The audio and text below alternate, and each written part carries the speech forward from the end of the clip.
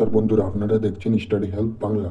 আজকের ভিডিওতে কলকাতা বিশ্ববিদ্যালয়ের সেকেন্ড সেমিস্টার এক্সামিনেশন 2026 নিয়ে একটি গুরুত্বপূর্ণ আপডেট আপনাদের জানাবো। কলকাতা বিশ্ববিদ্যালয়ের পক্ষ থেকে প্রকাশিত নতুন বিজ্ঞপ্তি অনুযায়ী সেকেন্ড সেমিস্টার এক্সামিনেশন 2026 এর অনলাইন ফর্ম ফিল আপের সময়সীমা বাড়ানো হয়েছে।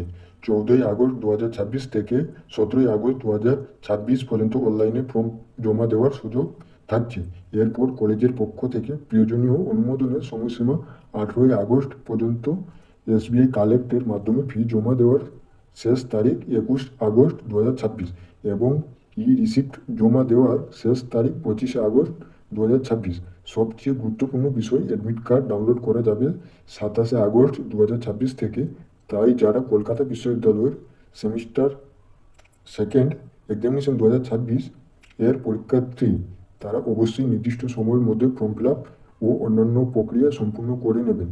ভিডিওটি ভালো লাগলে লাইক, শেয়ার এবং স্টাডি হেল্প বাংলা চ্যানেলটি সাবস্ক্রাইব করে পাশে থাকুন। নতুন বিশ্ববিদ্যালয় আপডেট সবার আগে পেতে আমাদের সঙ্গে থাকুন। ধন্যবাদ।